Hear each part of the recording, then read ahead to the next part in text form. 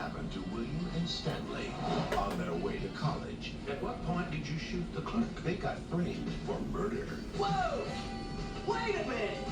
Now, two kids from New York are in deep trouble. It's time to make your phone call. The clans here, they're in bed. They sleep with their sisters. In the deep south, Some of them do. and only one man can save them. We need to call an attorney, a great attorney. He's not your typical hero. We got an attorney in the family. Great, who? He's My cousin Vinny. You stick out like a sore thumb around here. Oh, yeah, you blend. You graduated from law school 6 years ago. What have you been doing since? Studying for the bar. That's a lot of studying. What's this over here? You never heard of grits. Sure. I just actually never seen a grit before. It's his first case. Now, didn't I tell you dress appropriately? You were serious about that? The way you handle that judge, oh, you're a smooth talker, you are. It's their last chance. The two youths. Did you say ute? Yeah, two youths. What is a ute? But with Vinny's style I wore this ridiculous thing for you. and Vinny's girlfriend, We agreed to get married as soon as you won your first case. My biological clock is ticking like this. And the way this case is going, I ain't never getting married. they're dead meat. May I have permission to treat Miss Vito as a hostile witness? You think I'm hostile now? Wait till you see me tonight. Joe Pesci is my cousin Vinny. You two know each other? Yeah, she's my fiancée. Well, that certainly explains the hostility. Well, my cousin Vinny. You don't have a cousin. I don't, but this movie I will now be reviewing My Cousin Vinny, which came out in 1992. I know the commercial I'm going to show doesn't even match up to the 90s at all, but since we are in the NBA playoffs, I'm going to show it because these commercials actually made me laugh. So I will review I will review My Cousin Vinny right after this. It must be the daytime thing. I'm not used to doing this when it's still light out. So I will review it right after this. Rings. LeBron, have you seen my 3 championship rings? Because I seem to have misplaced my 3 championship rings. Kobe, I'm busy. And they represent the 3 championships that I myself have won. This is my Now, problem. somewhere in this area, I seem to have misplaced my 3 championship Kobe, rings. game. Have you seen Kobe. them? I did say there were 3 of them, didn't I? I don't have time You for this. probably don't even know what they look like. See, for each one of these delicious chocolate chip cookies, there is an equally delicious NBA championship ring that you don't have. Kobe, I'm trying to One for each chocolatey cookie. move the cookies up. You gotta be hungry, LeBron. I'm talking about stomach growl. Well, maybe you should check your championship ring display case. Oh, snap. When you look at that, they're my 3 championship rings. Hello, gorgeous. You Hey, got names beautiful. for 'em all? What's up, You got son? names? That's Y'all cute. playing hide and seek with me? Why do we live together? Well, I had to explain that commercial to somebody that maybe doesn't know a whole lot about basketball, which is fine. It's a Maybe doesn't know. Maybe. well, who doesn't know? Well, now we all know that LeBum James does have championship rings now, but at this time he did not, and that's why these commercials were amusing. They made me laugh. And Skip is up here with me, not for much longer. He's looking to jump down. I guess he doesn't like My Cousin Vinny, which I don't understand why. It's there's no dogfighting in it. Michael Vick is not in the movie. So, anyways, moving on from the LeBum James and Kobe Bryant commercial, My Cousin Vinny, which came out in 1992. Obviously, I've talked about this several times, and Skip is going to be putting in his 2 cents in like 2 seconds. Obviously, this was a time when movies were absolutely huge, and this movie had to compete with a lot. Right. I have to remember what came out in 1992. Home Alone. I can't remember if Home Alone 2 came out in 92 or 90. You know what? I think you're right. I think that was 92. So that's one right off the bat. And obviously, that's a big one. So that's just one. I think the movie Toys came out in 1992. Not a huge movie, but a lot of people wanted to see it. just because it was Robin Williams. So that's one. I'm only going to name a couple because I get them all mixed up. There were so many in the 90s that were really good. I think the Mighty Ducks may have come out in 92. And speaking of that, Lane Smith is in this movie. Lane Smith was in, obviously, My Cousin Vinny, the Mighty Ducks. He was in. He was in the movie The Scout. He was in Legend of Bagger Vance, which I reviewed. What do you mean, nope? Never seen it. All right. And did I mention the Lois and Clark, The New Adventures of Superman? Okay, well, he was in that as well. He's one of the lawyers in this movie. He is Mr. Trotter, the DA in this movie, and obviously, I got to name the main star, which is Joe Pesci, who I really hope would not need an introduction. But speaking of Home Alone 2, he was obviously in Home Alone 2, Casino, Goodfellas, Eight Heads in a Duffel Bag, which apparently he wants to forget about. Oh, there were several others. He was in an episode of Tales from the Crypt. He was in Easy Money. So Joe Pesci just and obviously he has a outstanding career. Oh, JFK. What do you mean, nope? And obviously, the Home Alone movies were hard for him, like I've said several times, because he was not allowed to swear. Pretty much in this movie, the director, Jonathan Lynn, said, "Hey, Joe, just go nuts." And he did. It may have gotten him in trouble with the judge a couple times, and the judge is played by the very talented late Fred Gwynn. And yes, you do know who he is. You've seen the Munsters before. What? He is Herman Munster. Herman Munster? Oh, you need it. Well, you just put $1 in the jar there. Since so, Fred Gwynn was also in. Was it something called "Look at Car 54"? I think that was that. I don't know if that was an older show or a movie. That's Somebody. No for you too, since you don't know what it's called. Well, yeah, that is a no for me too because I forgot the name of it. He was also in Pet Cemetery apparently, and he also wrote a book called Pond Larker, which was a children's book about frogs. Nope.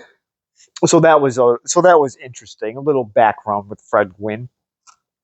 Sorry for butchering the one movie, but that's okay. I'll find it later.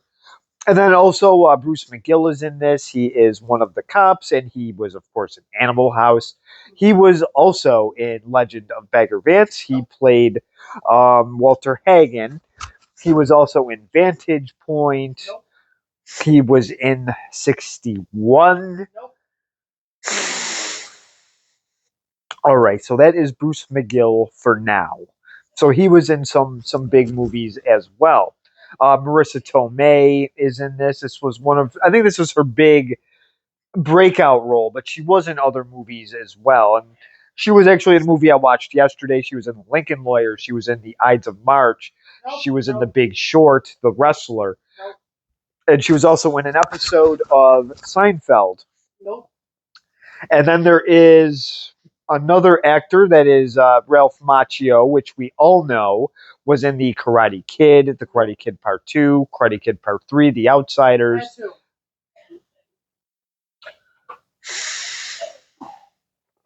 Why do I all of a sudden just have a brain blank? He played the main character in Karate Kid, Daniel. The one that played LaRusso. The one that played in Cobra Kai? Yep. That guy? Yeah. Oh, okay, so no. Yes, and he was in like I just said, The Outsiders, the Karate Kid movies, and also Cobra Kai, which was a show that lasted 6 seasons. So a pretty successful. He what? Oh, they are? Oh, wow. Okay, so obviously he's come back a little bit. And his partner in this movie was I haven't really seen him in anything. His name is Mitchell. Hold on, I gotta look up his last name.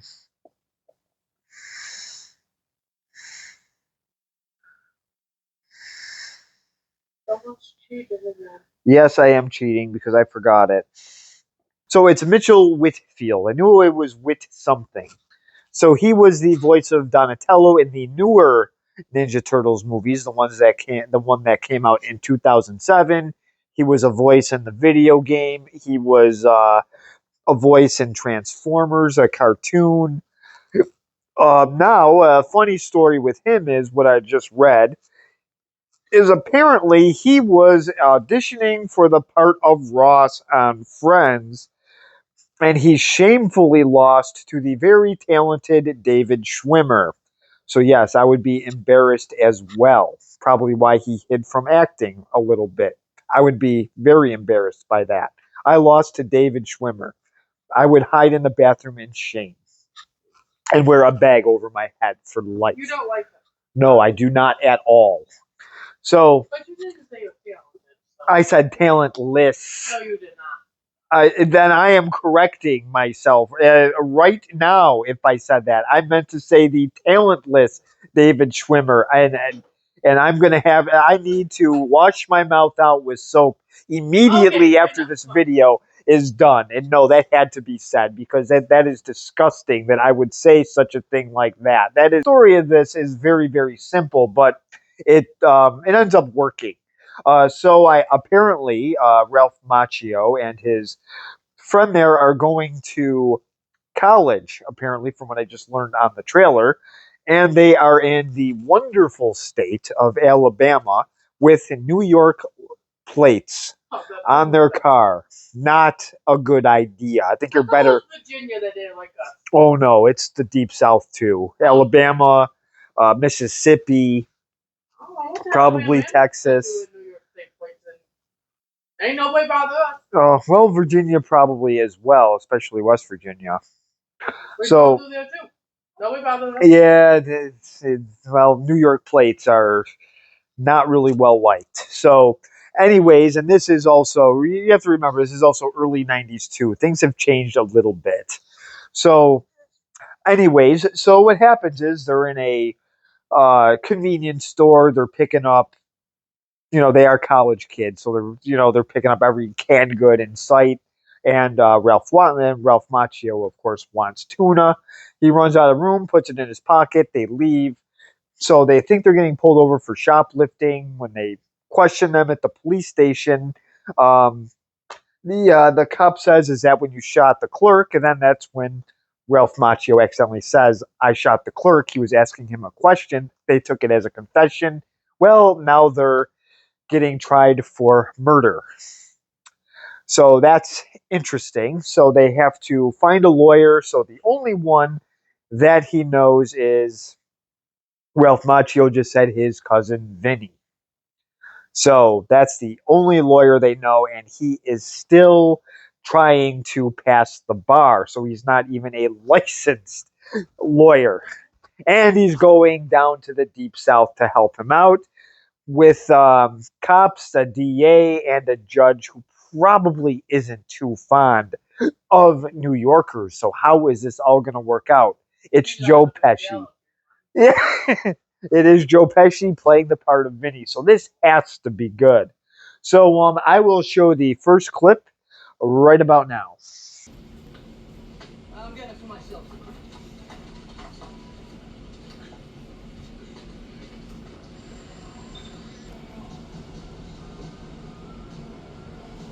There's a cop behind us. A cop? There's nothing to worry about, right? There might be. There's nothing to worry about. Hands! Jesus. Show me your hands! Get them up! Get them up! Up! Now put your hands on top of your head and get out of the car! Well, we're having a whole debate here about when the shooting actually happened.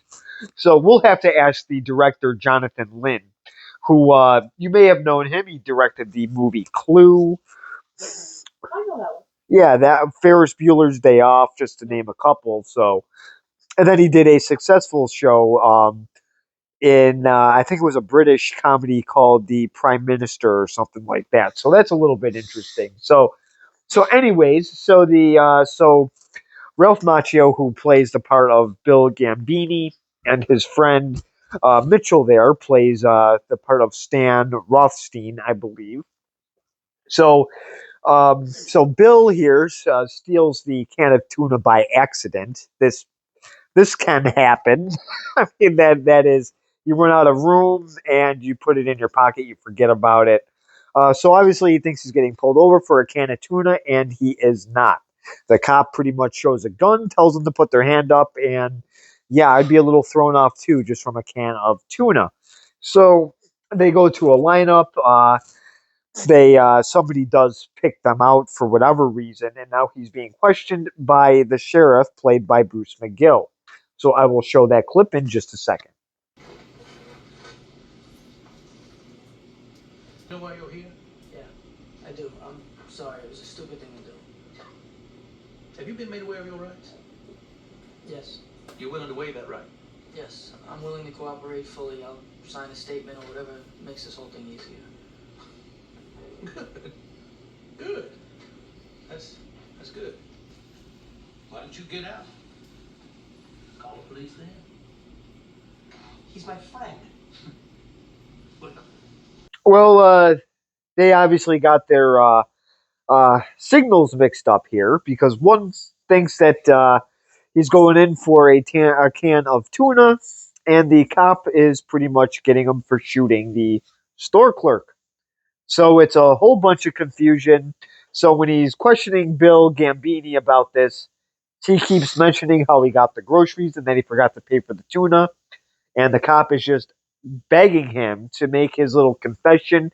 And he accidentally says that he shot the clerk. He was asking a question about that, pretty much saying, wait, I shot the clerk. And then the cop says, yes, but when did you shoot him? So obviously there's a mix in communication, and this causes a major problem.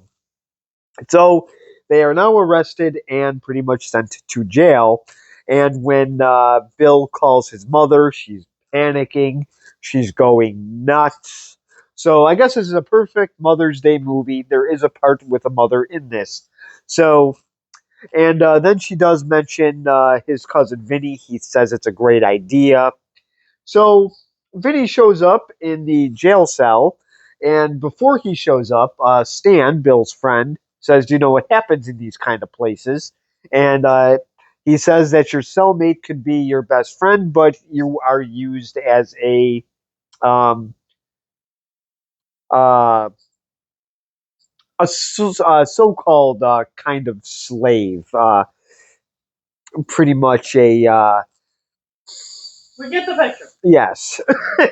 So well, I'm not going to say that on camera. But now the reason why I said that is because when Vinny first comes into the jail cell, he thinks it's another inmate. So I can play a little bit of this clip, but one, it's 20th Century Fox. And problem number two is he's nice for 2 seconds, but then Joe Pesci becomes Joe Pesci. So, and everybody who has seen his movies knows exactly what I mean by that. So we'll show that clip in just a second. Why'd they bring me in here? I just got in. I asked where the new guys were, and they brought me right in. Hey, sleeping, huh? Cute little guy. You know, maybe I just start with you. Go ahead, sleep. All right, well, here's the part here with the jail cell, and obviously his Bill's friend Stan thinks that he is trying to have a little bit of fun with him in a certain type of way, and that is not the case. And then when he pretty much says, "Forget you, I'm gonna go wake up your friend," he thinks he's doing something completely different. So he doesn't realize that it is Vinny. So when he finds out, he's relieved for a couple seconds until Vinny pretty much tells him, "I've never really done a case before at all of any kind, and it took me 6 times to pass the bar."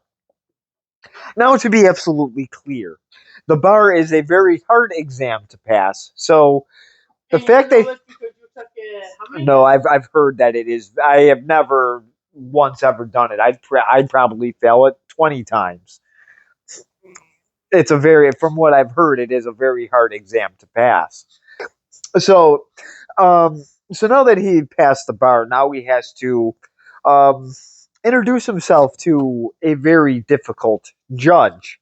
So, and of course, Judge Chamberlain, played by Fred Gwynn, is incredibly strict. And Joe Pesci walks into his office with his feet on his desk. Not a good first impression. And now we will see how he handles himself in court. I'm sure it's in a very professional manner. So I will show you that part in just a second. Says just because you find yourself in the unique position of defending clients who say they didn't do it. Now, next words out of your mouth are going to be guilty or not guilty.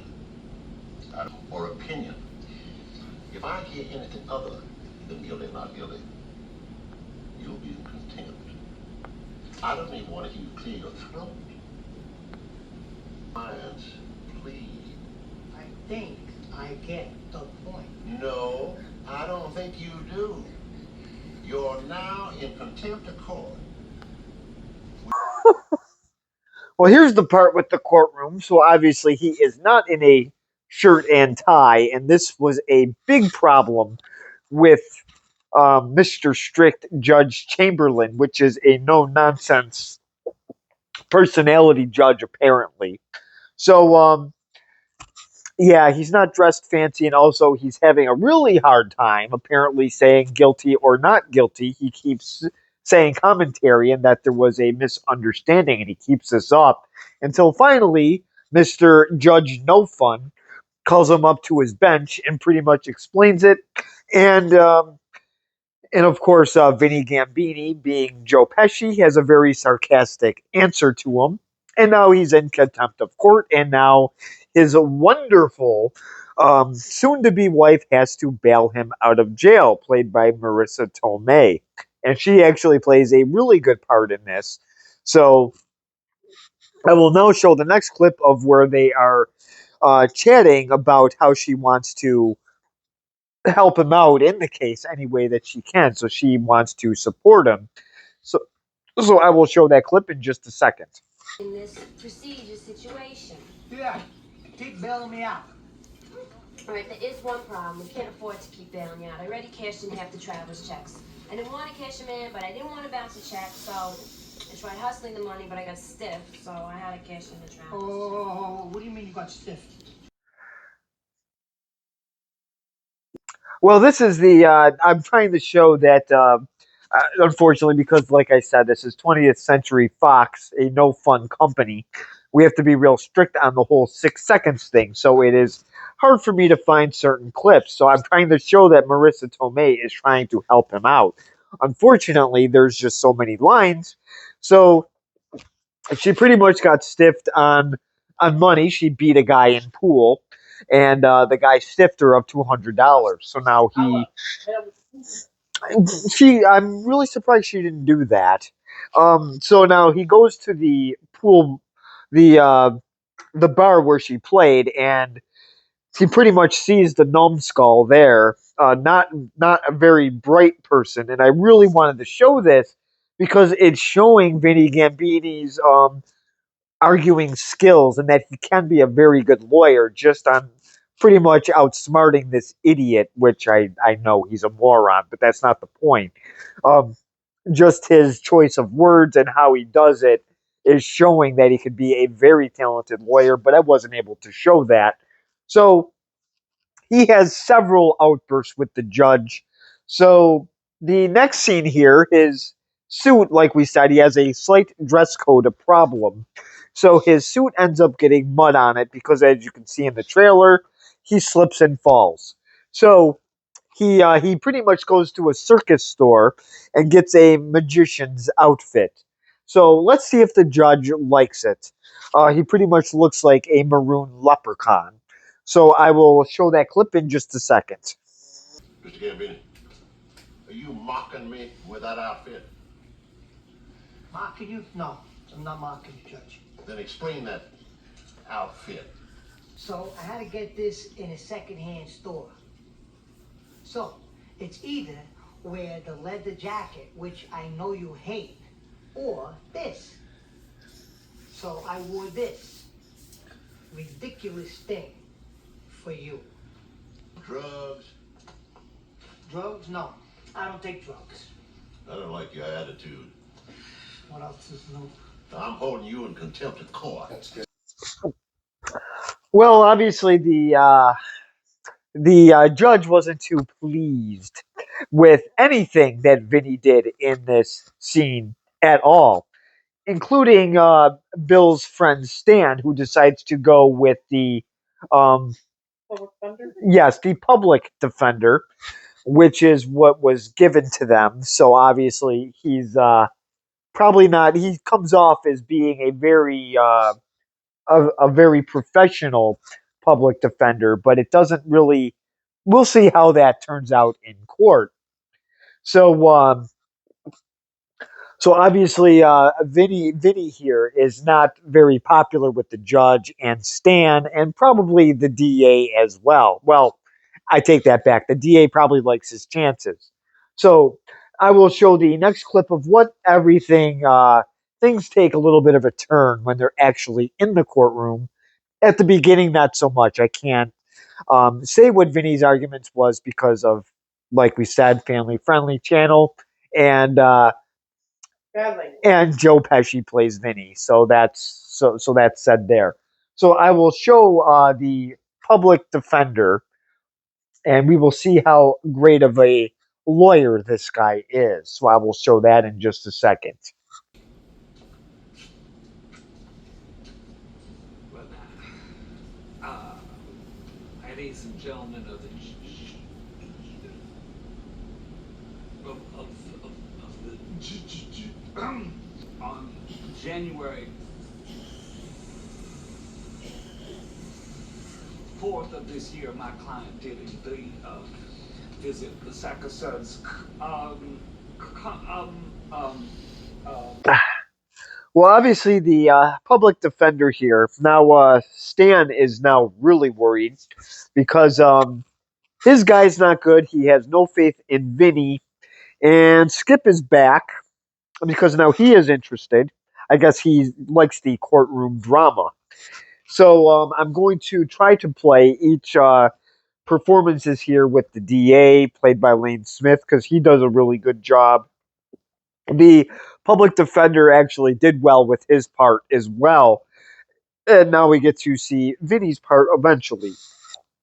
So I will. So if everybody is laughing at the public defender, let's see how long he lasts because now Vinny is up. So I will show him in just a second. When you viewed the defendants walking from their car into the sack of suds, what angle was your point of view? They was kind of walking toward me when they entered the store. And when they left, what angle was your point of view? It was kind of walking away from me. So would you say you got a better shot at them going in and not so much coming out? You could say that. I did say that. Would you say that? Yeah. What word? To what? What? Did you say utes? Yeah, 2 Utes. What is a ute? Oh, excuse me, Your Honor. 2 youths.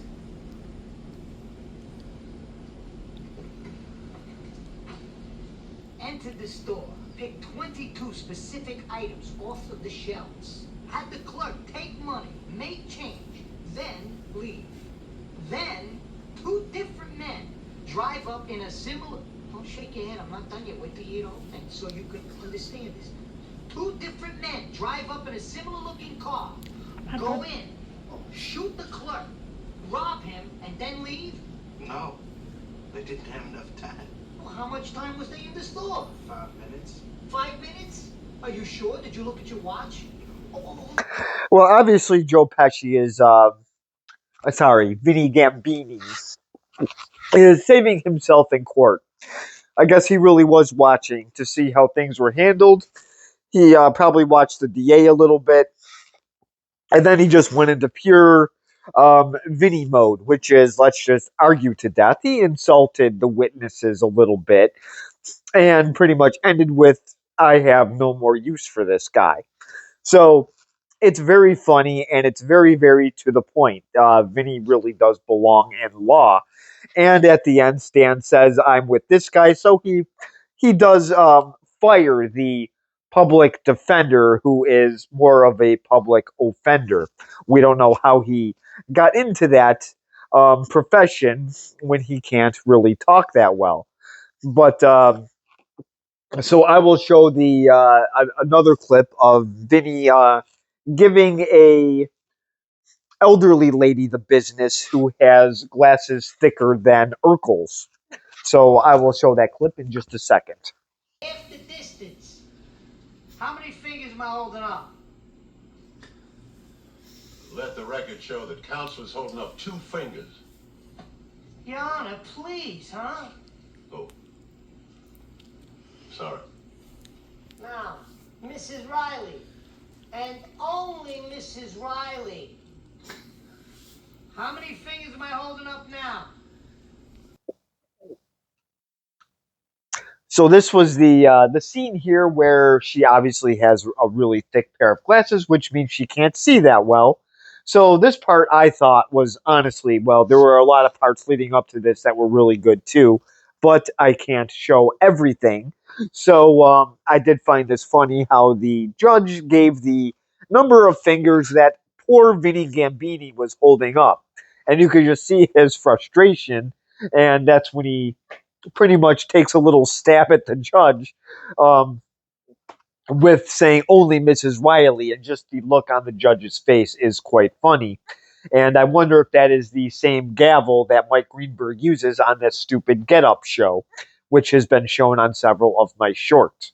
So I don't know why he has that either.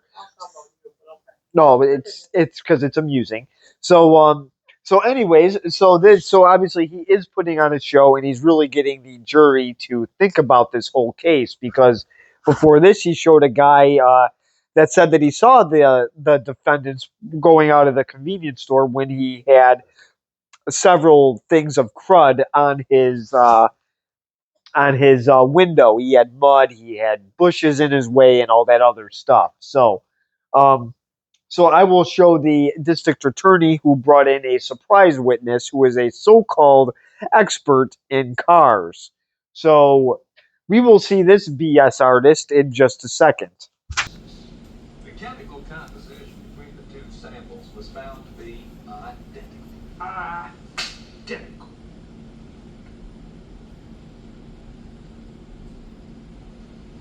No further questions, Your Honor. Your Honor. Thank you, Mr. Wilson. Yes, the expert witness here was talking about the tires and the chemical composition is identical, and then we get the DA little dog and pony show that he puts on for the jury when he says identical, and this is Lane Smith just being Lane Smith. He really was an enjoyable actor in most of the things that I saw him in, and it's a shame that he got ALS. I think that's how you. Yeah, that is correct. So, uh, so he got that horrible disease, and unfortunately, he passed away in 2005. So, so this is the last clip I'm going to show. I am not going to show Marissa Tomei on the stand because you have to see that for yourself because that is the end of the movie. And there's also little things that are also in this that I did not show, where Vinny Gambini told the judge that he had several murder cases, and that was a lie. So now the judge is now looking up his name and also another lawyer's name, which is Vinny Callow or Jimmy Callow. It's something like that. It's a made up name. So the judge is trying to track that down in New York, and he has until 3 o'clock to get that piece of paper. If nothing arrives, he is pretty much off scot free.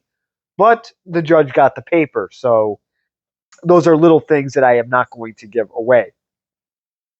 So this is the end of my review here. But yes, unfortunately, Now you didn't do the review yet. I did not. Well, that hold on. I mean, this is the final thing of the clips that I'm showing. But unfortunately, yes, Siskel and Ebert did review this movie. So I will show that real quick, and then I will get on with my whole little breakdown here. So we will see the King of the Toilet Chair and Siskel the Grouch. Is my cousin Vinny, and this is a comedy that works very well for the most simple of reasons. Its script is funny. No insult to co-stars Joe Pesci and Marissa Tomei, but this one appears to be funny right on the page. Credit writer Dale Launer, who also wrote Ruthless People. Pesci plays an inexperienced New York lawyer called down south to help his college-age cousin, Ralph Macchio, the Karate Kid, and a friend defend themselves against an indictment for a murder they did not commit. It's New Yorker Vinny's first trial, and he has trouble making himself heard by Southern Judge Fred Gwynn. Is it possible? There is the character of his hard-as-nails girlfriend, also from New York, played by Marissa Tomei. We agreed to get married as soon as you won your first case. Meanwhile, 10 years later, my niece, the daughter of my sister, is getting married. My biological clock is ticking like this, and the way this case is going, I ain't never getting married. They're always fighting, but eventually Vinny is forced to put her on the stand as an expert witness, her specialty automobiles. Cute moment is when Vinny is forced to buy a used suit of clothes to satisfy the judge's dress code.